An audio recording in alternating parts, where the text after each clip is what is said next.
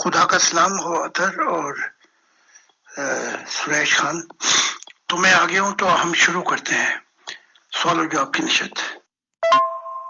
جناب محترم قبلہ حضرت زاہد علیہ السلام، مسیح الزمانہ، اللہ کے دل، آج کے دور کے نئے آدم، پیغمبر خدا.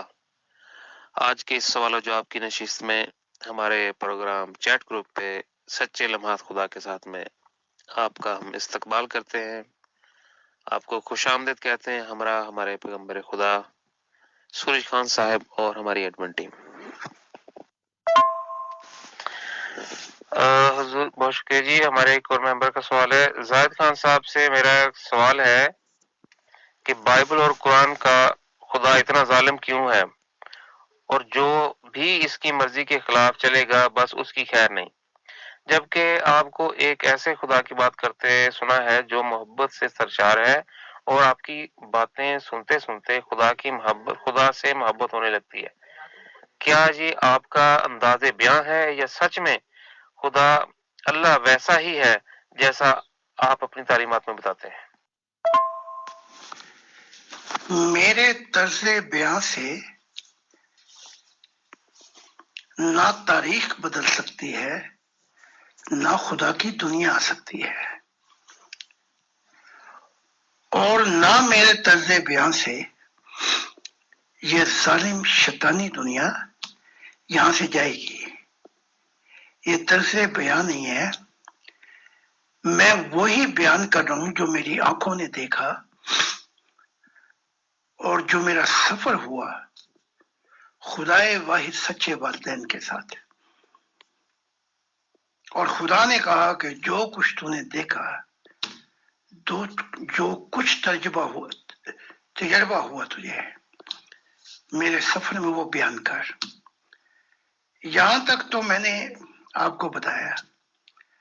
اب آتے ہیں اصل حقیقت کی طرف کہ تورات کا خدا اتنا ظالم یا قرآن کا خدا اتنا ظالم. اس پر تھوڑی سی روشنی ڈال دیتے ہیں، کیونکہ اکثریت جو ہے وہ گہرائی میں جانے کی بجائے وہ بلبلوں کے اندر ہیرے تلاش کرتی ہے. تو پھر میں اس کو اگلی اس میں بیان کرتا ہوں. تورات اور قرآن دونوں نبی کہتے ہیں کہ فرشتے اور جبرائیل ان کے ساتھ کام کیا. اب جب جبرائیل نے کام شروع کیا تو چاہے وہ موسمی تاریخ ہے، یہ بھی ان ظالموں کی تاریخ تھی جہاں انہوں نے اپنے نبیوں کو تل دھرنے کی جگہ نہیں دی، اور آخر میں انجام جو ہے قتل و قتال پہ پہنچا. اور کافی نبی جو تھے وہ بیچارے لڑے بھڑے بغیر اپنی گردنیں کٹا کے چلے گئے، جیسے یحییٰ کی مثال ہے. اب قرآن کے اندر بھی اگر آپ کہتے ہیں کہ بہت ظالم نظر آتا ہے تو آپ کو گہرائی میں پہنچ کر دیکھنا ہوگا کہ اس ظلمت کا جو پیشوا ہے وہ یہ ظالم آدمیت ہے، یہ برائی ہے، یا خدا کی ذات ہے، یا فرشتے ہیں. اگلی اس میں بیان کرتا ہوں. قرآن بھی کہتا ہے اور تورات بھی، تاریخ بیان کرتے ہوئے محمد صاحب بھی کہتے ہیں اس قرآن کے اندر حکمتیں ہیں، اس پہ تم غور کرو تاکہ تم وہ موتی پا سکو، تاکہ تمہیں فرق پیدا ہو کون سی آیات جو ہیں وہ مستقیم ہے، جڑ ہے، کون سی محکم ہے، متشابہ. اب اس کو ہر کوئی تو عام آدمی تو نہیں پا سکتا، لیکن ان کے اندر بھی نور تھا. لیکن وہ ظلمت کی چادر جو ہے وہ وقت کے ساتھ ساتھ چڑھتی رہی، اور پھر دو قصور ایسے ہو گئے کہ نہ موسیٰ نہ عیسیٰ نہ محمد صاحب نے وہ حقیقت بیان کی جو وقت سب سے پہلے خدا کی بیان ہونی چاہیے تھی، تو یہ مسائل ہی نہ آتے۔ تو اب محمد صاحب کے ساتھ جو ہوا، اگر پیچھے ہٹتے ہیں تو پھر ان کا انجام بھی عیسیٰ جیسا ہونا تھا۔ تو توحید کے لیے پھر ایسی کھچڑی پکی، گچ مچ حالات کہیں سے کہیں جا پہنچے۔ لیکن قرآن پھر بھی اگر آپ غور کریں 4 چیزیں بیان کرتا ہے کہ خدا کی ذات جہاں پر ہے وہاں پہ امن ہے۔ امن کے اجاڑی نہ خدا ہے نہ فرشتے ہیں، یہ لوگ ہیں ظالم۔ تو اب جو تعلیمات آئی ہیں وہ کھل کر بیان کر رہی ہیں مذہب ختم ہوئے، نہ مذہب کی بات ہوگی نہ شریعت کی، اور نہ ایسے احکام جاری کیے جائیں کہ سوسائٹی کے اندر سینگ پھنسا کے خدا کا جو راز الہی ہے وہ رہ جائیں۔ تو اس لیے جو آپ اب دیکھ رہے ہیں یہ خدا کی دنیا کا زمانہ ہے، اور میں نے سب کچھ چھوڑ کر، مذہب تو تمام ہوئے خدا نے کہا، اور شریعتیں بھی تمام ہوئی، سب کو چھوڑ کر میں نے پہلے خدا کا بیان کیا ہے 40-50 سال۔ تو اس لیے انسانیت جو ہے اب خدا کو آہستہ آہستہ گہرائی طور پر جانے کی۔ جی حضور بہت شکریہ جی۔ ہمارے ایک اور ممبر کا سوال ہے، یہ فرماتے ہیں حضرت زاہد علیہ السلام میں آپ کی تعلیمات کچھ عرصے سے سن رہا ہوں۔ میرا تعلق پاکستان کے ایک مشہور سیاسی گھرانے سے ہے۔ اطہر بھائی کو بتایا تھا اس بارے میں۔ پاکستانی سیاستدانوں، مذہبی علماء اور دیگر طاقتور طبقات کے لیے آپ کا کیا پیغام ہے؟ کیا کسی طرح پاکستانی سیاست کو بہتر بنایا جا سکتا ہے تاکہ پاکستان میں بھی صحیح جمہوریت اور انسانیت کا بول بالا ہو؟ شکریہ۔ پہلے ہم سیاست کی ڈیفینیشن لے لیتے ہیں۔ سیاست کی تعریف یہ ہے کہ ایک چھوٹا سا گاؤں، ایک چھوٹی سی سوسائٹی، ایک چھوٹی سی ریاست جس کا پہلا فاؤنڈیشن جو ہے وہ خاندان ہوتا ہے، آگے بڑھ کے یہی سوسائٹی خاندان کا درجہ لے لیتی ہے، یا یہ ریاست یا قوم کہہ لیں۔ جو بھی اس ریاست کے لیے اجتماعی فیصلے کرتا ہے ان کی فلاح و بہبود کے، اس نگاہ کو دیکھتے ہوئے کہ اگر یہ میرا خاندان ہوتا تو میں ہر فیصلہ ان کی خوشیوں کے لیے کرتا، اگر اس نظریے کو سمجھا جائے تو ہمیں روحانیت کو لانا پڑے گا۔ ایک مثال دیتا ہوں میں، فائنینشیل کرائسس ہے اس وقت پاکستان کے اندر۔ آپ ذرا سوچیں روحانیت کی نگاہ سے، آپ سیاست میں یا آپ کا خاندان مشہور ہے سیاست میں، آپ اپنے بیوی بچوں اور خاندان کے لیے سب کچھ کر ڈالتے ہیں پیار و محبت کے اندر۔ تو میں نے کہا تھا ایک دفعہ روحانیت بتاتی ہے کہ یہ انسانیت خدا کا عیال ہے، خاندان۔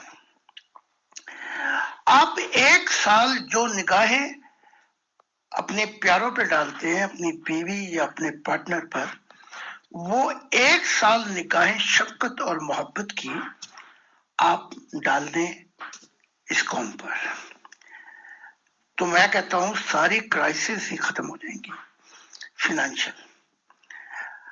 اب سیاست سے مراد یہی ہے، چھوٹے دائروں سے چلتی ہے یہ بات، خاندان سے، پھر یہ سوسائٹی خاندان بن جاتی ہے، یہی ریاست قوم سے خاندان بن جاتی ہے۔ سو اب میری بیٹی جو ہے وہ یورپین پارلیمنٹ میں آنے لگی ہیں اس سال، اگلے سال شروع ہو جائے گا۔ ان کے جو خاوند ہیں وہ ہیں اس وقت جیسے پنجاب پارلیمنٹ ہوتی تھی ان کے صدر ہیں وہ۔ اکثر آتے رہتے میرے پاس، لیکن میں نے یہ دیکھا ہے طرز پازیٹیو سیاست کہ وہ جب بھی بات کرتے ہیں ان کی زندگی کو میں اس دھارے پہ دیکھتا ہوں کہ اجتماعی طور پر قوم کو کیا فائدہ ہوگا۔ پاکستان میں یہ ہوتا ہے کہ کروڑوں دے کر وہ ممبر پارلیمنٹ بنتا ہے یا ممبر آف نیشنل اسمبلی بنتا ہے، تو وہ کیا خاص خدمت کرے گا؟ جو کروڑوں دے کر اس سیٹ پر بیٹھا ہے وہ تو اس سے 10 گنا یا 100 گنا زیادہ لوٹے گا پاکستان کو۔ اب دیکھیں، اب وہ پنجاب کے صدر ہیں، جیسے میں بتا رہا ہوں آپ کو، بلین کے اندر ایک لن تک ہوتی ہے، ایک نیشنل پارلیمنٹ، ان کو گاڑی بھی جب دیتے ہیں جب کوئی خاص سفر ہو، ورنہ اپنی پرائیویٹ گاڑی استعمال کرو۔ تو اس سیاست کے اندر جب تک ضمیر کی روشنی نہیں ہوگی تو اس پاکستان کا خدا حافظ یا تو وہ آ کے اپنے 10 کروڑ جو ہے وہ 100 کروڑ نکالیں گے، اور یا وہ پارٹی بیسس پہ کریں گے اور ملک جائے بھاڑ کے اندر۔ لہذا جب تک روحانیت نہیں آئے گی انسانیت کے اندر، آپ میری کتابیں پڑھیں، روحانیت آئے گی تو آپ کا ویژن جو ہے دیکھنے کا وہ بدل جائے گا ایک دم۔ پھر موت کے پردے ہٹیں گے تو آپ کو پتہ لگ جائے گا کہ زندگی یہاں تک نہیں ہے، بلکہ what you sow you gonna reap it، جو تو بوئے گا وہ کاٹے گا۔ تو پھر زندگی کا سکوپ اتنا بڑھ جاتا ہے کہ انسان کوئی عمل کرنے سے پہلے خدا کو اگر چاہنے والا ہوتا ہے تو وہ یہ دیکھ لیتا ہے کہ اس کا میری روح پہ کیا اثر ہوگا، اور کہیں انسانیت پہ تو ظلم نہیں ہو جائے گا۔ یہاں گھنٹوں بات ہو سکتی ہے، لیکن مختصر I tried to explanation the definition of politics۔ پھر قائد اعظم نے بھی کہا تھا کہ religion is a personal matter of Muslim, have nothing to do with the affair of government۔ Government کے افیئر سے کوئی تعلق نہیں ہے، لیکن یہاں تو معاملہ ہی الٹا ہو گیا ہے، مذہبی اثرات بھی ہیں۔ پھر جو حکومت میں آتے ہیں وہ ظالم ایسے ہیں کہ کروڑوں خرچ کر کے وہ پاکستان کا دیوالیہ نکالنا چاہتے ہیں، ادر جو ہے وہ صرف پارٹی کے لیے کام کرتے ہیں۔ تو یہ قوم کیسے ترقی کرے گی؟ جی حضور بہت شکریہ جی۔ ہمارے ایک ممبر کا سوال ہے جی، فرماتے ہیں میرا زاہد خان صاحب سے سوال ہے کہ مسلمان پوری دنیا سے خانہ کعبہ کا طواف اور حج کے لیے آتے ہیں، کیا سچ میں خانہ کعبہ خدا کا گھر ہے، اور کیا واقعی اللہ تعالیٰ اس میں رہتے ہیں؟ ایسے بہت سے سوالات میرے دل و دماغ میں آتے ہیں، لیکن میں اپنے گھر والوں یا مولانا صاحب سے ہرگز نہیں پوچھ سکتا۔ آپ سے رہنمائی کی درخواست ہے۔ پہلے ذرا میں خانہ کعبے کا بتا دوں آپ کو کہ یہ وہ خانہ کعبہ ہے، آپ ہماری لال کتاب پڑھیں گے تو آپ کو بہت سے رازوں کی خبر ہوگی جو ابراہیم علیہ السلام اور اسماعیل ان کے بیٹے اور اسحاق نے مجھ سے وہ راز بیان کیے ہیں۔ یہ ایک مٹی کی 4 دیواری تھی۔ جب ملنے کے لیے آئے ابراہیم اپنے بیٹے سے، جدائی کی بہت بات، تو یہاں بیٹھ کر خدا کی معرفت کا درس دیا تھا۔ تو پھر اپنے بیٹے سے بھی کہا تھا، 2 دفعہ ملے، ان کے بعد ان کی ملاقات نہیں ہوتی، اسماعیل کی اور حضرت ابراہیم کی۔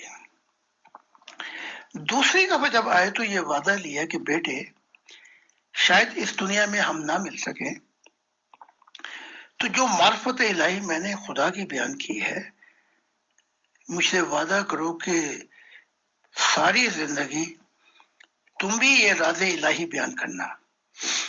تو یہ بنیاد تھی 4 دیواری، ورنہ کسی پنڈ میں جا کے آپ گارا مٹی کا کعبہ بنا سکتے ہیں۔ اب آگے آتے ہیں۔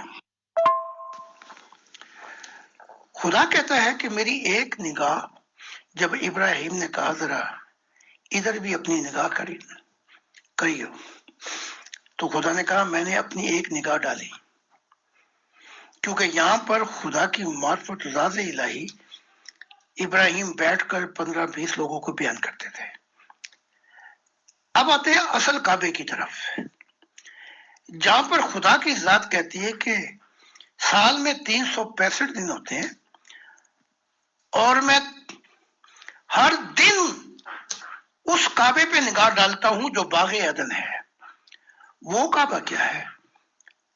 وہ یہ آپ کا دل ہے، جہاں پر 24 گھنٹے خدا کی نگاہ رہتی ہے، کیونکہ یہیں سے جسم بدل جاتا ہے، یہیں سے خالص فکر اللہ شروع ہو جاتی ہے، یہیں سے شعور روح کو لے کے بادلوں میں پہنچتا ہے، یہیں سے ضمیر کا نور آپ کو فرشتوں کی دنیا میں پہنچا دیتا ہے، یہیں سے محبت جہانوں میں چھا جاتی ہے اور یہیں سے روح کو نور ملتا ہے.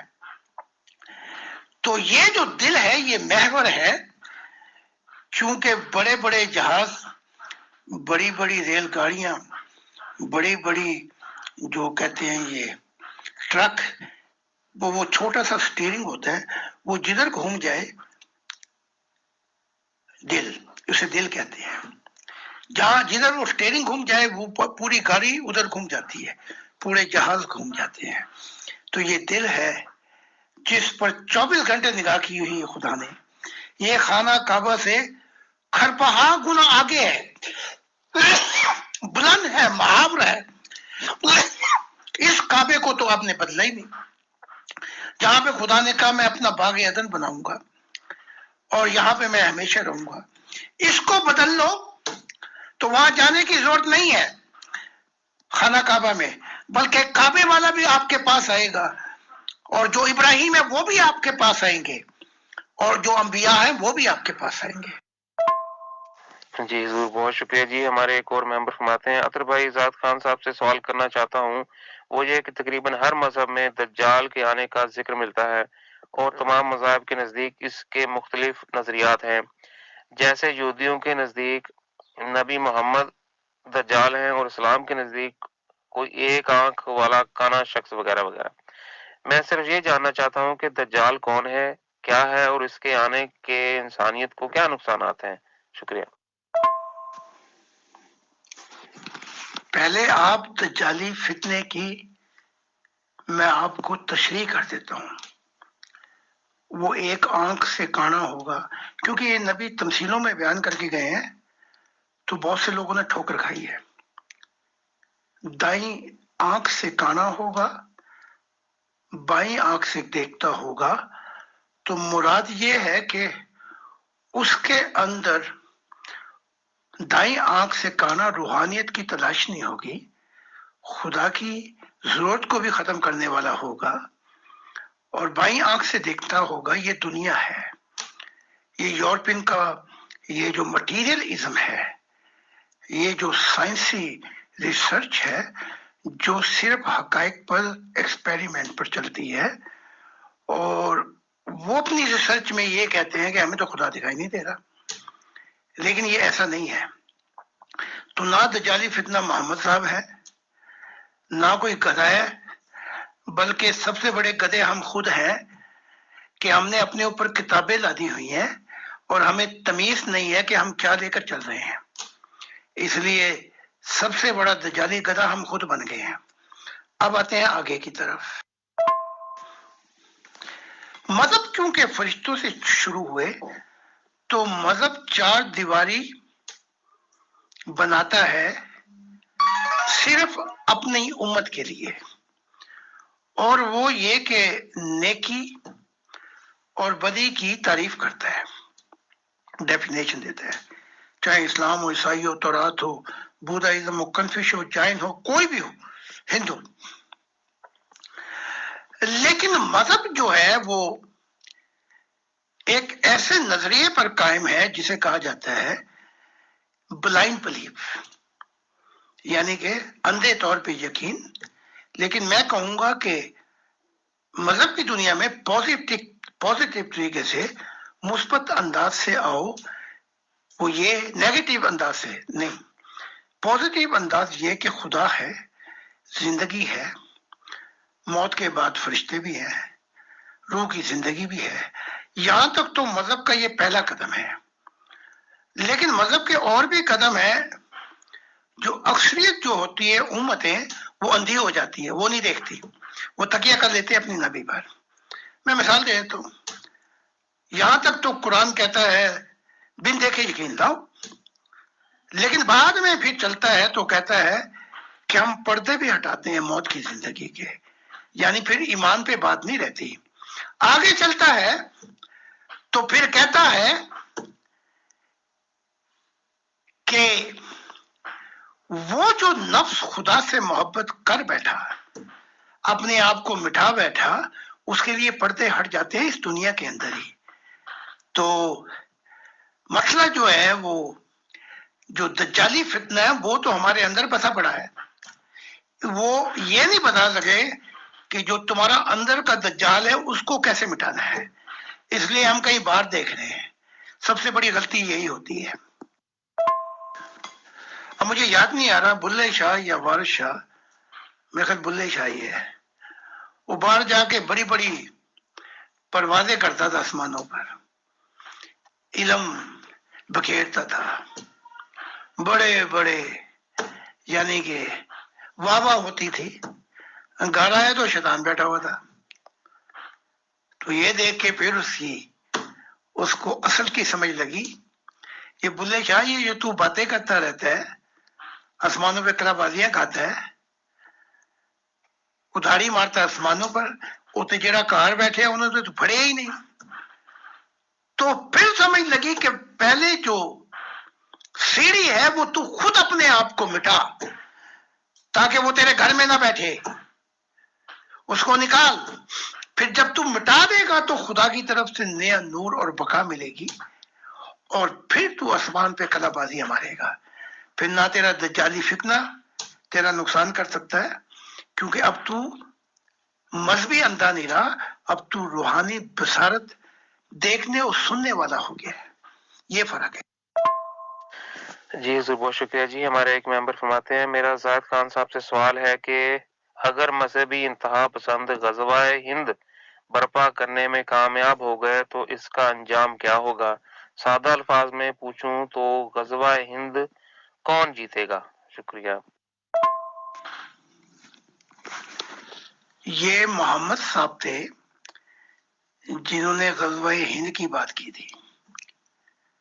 جب یہ غزوہ ہند کی بات کی تو انہیں یہ بھی خبر تھی کہ بیچ میں ایران بھی آتے ہیں، ترکی بھی آتے ہیں، بڑی بڑی اسٹرانگ قومیں بھی آتی ہیں. ان کو پتہ بھی تھا کہ میں اپنی زندگی میں ہند نہ جا سکا، اور پھر یہ بھی کہہ گئے جو غزوہ ہند کا شہید ہوگا وہ صحابہ سے بھی زیادہ بلند مرتبہ پائے گا. تو یہ اپنی قوم کو انسپائر کر کے گئے کہ ہند تک پہنچنا ہے، بلکہ پوری دنیا تک پہنچنا ہے.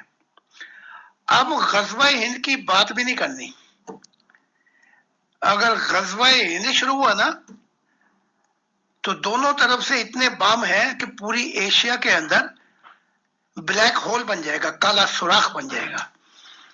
اور یہ دونوں جنونی ہیں، ان کے دماغ جو ہے، ان کی عقل جو ہے وہ کہیں اور پہ ہے، انڈیا اور پاکستان کی. ان کے دماغ اتنے خراب ہو چکے ہیں، اگر ہند ایٹم بم مارے پاکستان پر تو وہ اپنی بھی تباہی کرے گا، کیونکہ ایٹم بم کے بعد جو ریڈیشن چلتی ہے ہوا، وہ انڈیا کو بھی لے بیٹھے گی.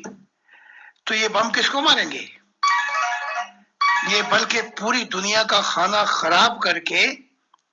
اس لیے میں تو سمجھتا ہوں کہ بندر کے ہاتھ میں استرا آیا ہوا ہے، اور بندر کے ہاتھ میں استرا ہے تو وہ اوپر کی شیپ نہیں کرتا، وہ نچلا حصے کا بھی سفایا کر دیتا ہے. تو غزوہ ہند کی بات نہیں کرنی. وہ جو وہ زمانے میں کہا کہ میں پہنچوں گا، وہ صرف ان کو جوش دلانا تھا. وہ زمانے گئے. اب تو میں نے محمد صاحب سے ہی بات چیت ہوئی، بلکہ وہ پاکستان کے پہلے تو 2 حصے ہو گئے ہیں. بس دعا کریں کہ اس کا ایک اور حصہ نہ ہو جائے، کیونکہ جو چیزیں دکھائی جا رہی ہیں وہ بڑی خطرناک اس قوم کے لیے. تو بھول جائے غزوہ ہند کو، اپنا غزوہ ہند کریں تاکہ خدا سے مل سکے، اور اپنے دل کا جو غزوہ ہے اس کی کشتی کنارے لگائیں. پھر خدا کہہ رہا ہے کہ ساری مذہبوں کی ختم ہوئے، ان کی جو نبوت تھی اب وہ اس کا زمانہ آ گیا ہے. ساری مذہبوں کی جو ایک نبوت تھی، نئے آسمان نئی زمین ہوگی، اب یہ وہ زمانہ شروع ہو چکا ہے. خدا کے دل کا ارمان پورا ہوگا، منشا پوری ہوگی. نئی زمین، یہ زمین خدا کے محبت کرنے والوں کے نام ہوگی. خدا بیان کر رہا ہے کہ میں دکھائی دینے والا خدا ہوں گا. ہم ابھی تک غزوہ ان کے اندر پھنسے گئے، اپنی تباہی نہیں کرنی چاہیے. تو گزارش یہ ہے کہ ساری کتابیں سنیں اور پڑھیں تاکہ پڑھتے پڑھتے وہ راز الہی آپ بھی خدا کے ہو جائیں. جی حضور بہت شکریہ جی. ہمارے ایک اور ممبر فرماتے ہیں، زاہد خان صاحب میرا تعلق ایتھیسٹ طبقہ فکر سے ہے. میرا آپ سے سوال یہ ہے کہ نبی محمد عربی کی بہت سی باتیں یعنی احادیث آج بھی سمجھ سے باہر ہیں. مثال کے طور پہ سورج شیطان کے سینگوں سے طلوع ہوتا ہے، سورج خدا کے عرش کے نیچے جاتا ہے اور سجدہ کرتا ہے، بیوی کے ساتھ ہم بستری کی دعا، صفا و مروہ کے موقع پر یا رفع حاجت کے لیے ہمیشہ تاک کنکریاں ہی استعمال کرنی چاہیے. جب موسیٰ نہا کر فارغ ہوا تو پتھر ان کے کپڑوں سمیت بھاگنے لگا وغیرہ وغیرہ. آپ اس بارے میں کیا فرماتے ہیں؟ یہ انبیاء اپنے اپنے وقت کی عمر کے مطابق آئے. میں مثال دیتا ہوں، جیسے آپ کا ایک بچہ ہو 4-5 سال کا، تو آپ اس کی انگلی پکڑ کر کہیں بیٹے جب ریڈ لائٹ ہو تو آپ نے روڈ کراس نہیں کرنی، گرین، تو اس کی انگلی پکڑ کے اس کی مدد کرتے ہیں. جب بچہ کنڈر گارڈن نرسری میں جاتا ہے تو بنیادی باتیں سکھائی جاتی ہیں، چمچ ایسے پکڑنا ہے، کانٹا ایسے پکڑنا ہے، یہ چیز یہاں پہ رکھنی ہے، چھوٹی چھوٹی باتیں. یہ موسیٰ کی شریعت کا دور تھا اور کہہ دیا یہ خدا کی طرف سے احکامات آئے ہیں. نہیں، وہ پہاڑ پہ بیٹھ کر کچھ فرشتوں نے اس کو کشف دکھائی، باقی وہ 10 احکام جو شریعت کے تھے وہ خود ہی بتا کے نیچے لے آیا. میں آپ کو کھل کے بتا رہا ہوں. پھر وہ دور آیا اپنا عیسیٰ کا، تو بچہ ہو گیا 18 سال کا. اب 18 سال کے بچے کو تو آپ یہ نہیں کہیں گے کہ میری انگل پکڑ میں تو یہ سڑک کراس کراؤں، یہ چمچ وہاں رکھنا ہے. وہ آپ کہیں گے بھائی تو اب 18 سال کا ہو گیا ہے، اب تو خود کر، یہ شک بھی. اب وہ بچہ ذمہ داری لے. اس کے بعد پھر 575 سال کے بعد محمد آئے. انہوں نے یہ کہ وہ جو 18 سال کا بچہ ہو گیا تھا اس کو اور رسپانسبلٹی ملنی چاہیے تھی تاکہ وہ خود ریسرچ کرے how God created this creation and why God created this creation. کیوں، کیسے کائنات تخلیق ہوئی، کیوں ہوئی، اس کے جواب تو دیے ہی نہیں گئے. پھر محمد صاحب نے کیا کیا، چھلانگ لگا کر عیسیٰ کے اوپر سے ماضی میں پہنچ گئے موسیٰ کی طرف، اور جو شریعت کا دور ختم ہوا تو اس کو پھر لے آئے. تو وقت کی عمر کے مطابق ایسی ایسی کہاوتیں بیان کی کہ اب جو ماڈرن انسان ہے اس کے سامنے آپ ایسی چیزیں پیش کریں گے تو ہنس ہنس کے اس کے پیٹ میں درد ہو جائے گی. تو ہمیں ایسی باتوں سے باز آنا چاہیے. آج کا جو دور ہے وہ یہ ہے کہ intellectual by reason you have to explain mankind. آپ کو بتانا پڑے گا، ان کے سوالات دینے پڑیں گے جواب. Modern man is asking a question and he want to be get satisfied by his intellectual mind. تو وہ پہلے سمجھنا چاہتا ہے کہ کیوں تخلیق، کیسے تخلیق ہوئی، پھر آپ بتائیں کہ کیوں تخلیق ہوئی. اس کا جواب روحانیت دیتی ہے. جی بہت شکریہ جی. ہمارے ایک ممبر فرماتے ہیں، زاہد خان صاحب میں نے اکثر جگہوں پہ ایسا دیکھا کہ کسی شخص کے اندر جنات وغیرہ جو بری ارواح داخل ہو جاتی ہیں اور پھر وہ عجیب عجیب زبانوں میں باتیں کرتے رہتے ہیں. کیا یہ سب حقیقت میں ممکن ہے یا ایسے لوگوں کو محض نفسیاتی بیماریاں لاحق ہوتی ہیں؟ ایسے لوگوں کو سائیکولوجیکل بیماریاں ہوتی ہیں، نفسیاتی بیماریاں، اور اس سے جو فائدہ اٹھاتے ہیں یہ جاہل ملا. اس لیے پاکستان میں آپ نے دیکھا ہوگا کہ یہ کاروبار جو ہے عروج پہ پہنچا ہوا ہے. جنوں کو نکالنا، بھوتوں کو نکالنا. بھائی جنوں بھوتوں کو تم کیسے نکالو گے؟ تم خود سب سے بڑے جن بھوت ہو. سب سے بڑا جن بھوت تو مولوی ہے. وہ بھوت خود بن کے بیٹھا ہوا ہے تو اس کو نکالے گا کون؟ تو حقیقت یہ ہے. پھر یہی ملا، یہی جو جنوں بھوتوں کے کاروبار کر رہے ہیں، یہ قرآن کے خلاف جاتے ہیں. قرآن کہتا ہے کہ نور پر کوئی جادو نہیں چل سکتا، اور دوسری کتابیں بھی کہتی ہیں ظلمت الی النور. جب انسان خدا کے نور میں آتا ہے تو نہ جن، نہ بھوت، نہ کوئی چیز ان پر لاگو ہو سکتے ہیں. یہ انہیں پہ لاگو ہو سکتے ہیں. وہ بیچارے جو نفسیاتی بیمار ہیں وہ تو ان کا شکار ہو جاتے ہیں، اور جاہلیت کی وجہ سے اب پھر وہ ایسے کام کرتے ہیں، اپنے پیسے بھی دیتے ہیں، دولت بھی دیتے ہیں، کہتے ہیں بچہ بھی دو، یہ بھی دو، یہ بھی نکالو، وہ بھی نکالو. تو ایسی جاہلیت کے زمانے کو جب آپ دور کر سکتے ہیں، جب آپ کی تعلیمات کا معیار، جنرل پریکٹس کا معیار بہت اونچا ہو جائے. مثال کے طور پہ اگر یہاں آ کے یورپ میں آپ کہیں گے جی میں کہ فلاں شخص کے اندر جن اور بھوت چڑھا ہوا ہے، تو پہلے تو ان کو سمجھ نہیں لگے کہ جن بھوت ہے کیا. ماڈرن قومیں ہیں اور انٹیلیجنٹ قومیں ہیں، وہ کہیں سے کہیں پہنچ چکے ہیں. ان کے جو سیٹلائٹ یا راکٹ سسٹم ہے وہ 8 ملین لائٹنگ ایئر اور چاندوں سے بھی آگے نکل گئے ہیں. ان کی ریسرچ، ان کا تجربہ بتا رہا ہے کہ زندگی اور پلانٹ پہ بھی ہے. ہم اپنے جن بھوت ہی نکال سکتے ہیں. تو پہلے اپنے اندر کا تو یہ جن بھوت نکالیں یہ مذہبی لوگ، تاکہ ان کی اندھا پن دور ہو. کیونکہ جب خدا کے نور میں روحانی حصے بحال ہو جاتی ہیں تو وہ دیکھتا بھی ہے، سنتا بھی ہے، سونگتا بھی ہے. اس پہ سارے موت کے پردے بھی ہٹ جاتے ہیں اس کے سامنے سے. تو اس پہ کون سا جن اور بھوت چڑھے گا؟ تو خدا ان کی جاہلیت سے بچائے. 90% یہ جاہل قسم کے لوگ ہیں، بلکہ اپنے قرآن کے خلاف ہی باتیں کرتے ہیں اور ان کو کوئی پوچھنے والا نہیں ہے. جی حضور بہت شکریہ جی. ہمارے ایک اور ممبر کا سوال ہے، یہ فرماتے ہیں جناب حضرت مسیح زمانہ زہد علیہ السلام سے سوال ہے، کیا خدا نے آدم کو ہماری اسی زمینی مٹی سے بنایا یا یہ محض ایک مثال دی گئی تھی؟ اسی طرح اگر انسان کے اندر روح بھی موجود ہے تو پھر خدا نے ہماری روح کو کس چیز سے پیدا کیا؟ بہت شکریہ.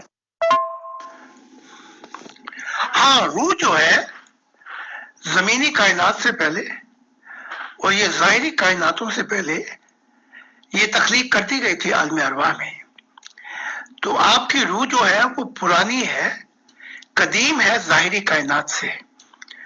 تو یہ بھی بہت کچھ تفصیلات سے بیان کیا ہے کہ ظاہری کائنات ابھی تخلیق نہیں ہوئی تھی، اور ارواح یہ گروتھ اور گروہ مختلف دنیاؤں میں رہتی تھی، ڈیمینشن میں.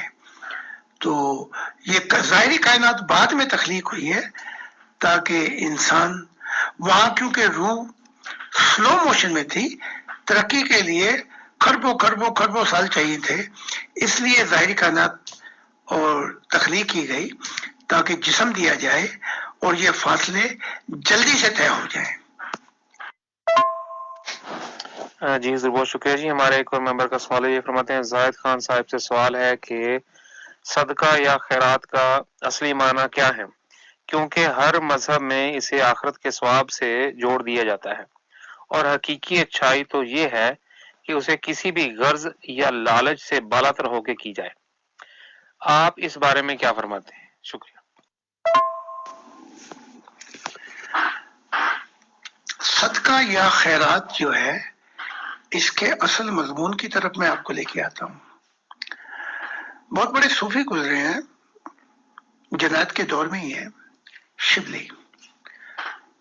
ان پر الزام یہ دیا گیا کہ یہ نہ صدقہ نہ خیرات نہ یہ زکوٰۃ دیتے ہیں. تو پھر اکٹھے ہوئے لوگ. یہ جاہل ہمیشہ اکٹھے ہوتے رہتے ہیں، کسی وقت میں بھی ہوں. پہلے ان کے آباء و اجداد اکٹھے ہوتے تھے، اب یہ اکٹھے ہوتے رہتے ہیں. اکٹھے ہو کے فتویٰ لگایا. تو وہاں پہ حضرت شبلی نے کہا صدقہ اور خیرات تو اس پہ ہوتی ہے جو دنیا کے اندر کماتا یا اپنے آپ کو فائدہ پہنچانے کے لیے آخرت میں وہ صدقہ یا خیرات یا زکوٰۃ دیتا ہے. ہم نے تو اپنی زندگی صدقہ اور خیرات میں اور خدا کی محبت میں دے بیٹھے. ہمارا تو پاس کچھ ہے ہی نہیں، تو نہ ہم پہ زکوٰۃ لگتی ہے، نہ صدقہ لگتا ہے، نہ خیرات لگتی ہے. تو پیارے اصل مضمون پہ آئے. اصل مضمون یہ ہے جس نے اپنی زندگی صدقے میں دے دی خدا کی تلاش میں، اس کے پاس اور کیا ہے وہ جو دے گا. تو مضمون کو سمجھے، اس سے اس کا اثر قبول کرے تاکہ آپ کی زندگی میں روحانیت میں انقلاب آئے اور آپ اپنی منزل کو پہنچ سکے، کامیابی حاصل کر سکے اور زمین پر رہتے ہوئے یہ موت کے پردے چاک ہو جائے اور خدا کا دیدار کر سکے، تاکہ نہ پھر سوال رہے نہ جواب رہے. جناب حضرت زاہد علیہ السلام مسیح الزمانہ اللہ کے دل آج کے دور کے نئے آدم، ہم آج کی سوال و جواب کی نشست کے اختتام پر آپ کے تہ دل سے شکر گزار ہیں کہ آپ نے معرفت الہی کے ان انمول رازوں کے نوادرات سے ہمیں نوازا. ہمارا پیغمبر خدا سورج خان صاحب اور ہماری ایڈمن ٹیم، ہم اگلے ہفتے اسی وقت یا معینہ وقت پہ اگلے سوال و جواب کی نشست کے لیے دوبارہ حاضر ہوں گے. تب تک سننے والوں کا آپ سب کا خدا حافظ. آپ سب کا بھی بہت بہت شکریہ. اور اہل دل جو اس دنیا کی گلجنوں میں پھنس گئے، بعض اوقات ہو جاتا ہے کہ پرندہ اس کی چھوٹی سی ٹانگ کہیں پھنس جائے تو وہ پرواز کرنے سے قاصر ہو جاتا ہے، پرواز نہیں کر پاتا. بلکہ بڑا پرندہ بھی اگر ڈور کہیں آگے پیچھے پھنس جائے تو وہ پرواز نہیں کر سکتا. تو اب یہ زمانہ خدا کا شروع ہو گیا ہے، تو مسیح الزمانہ اور خدا کا دل، یوں کہا جاتا ہے کہ میں آپ کو سب دنیا کی گلجنوں سے نکال کر اور یہ ڈورے کاٹ کر آپ کی روح پتنگ کو خدا کے پاس لے جاؤں گا. تو آپ سب کا بہت بہت شکریہ. آپ نے ایسے سوالات کیے جو معرفت الہی اور خدا پر روشنی ڈالتے ہیں. بہت بہت شکریہ.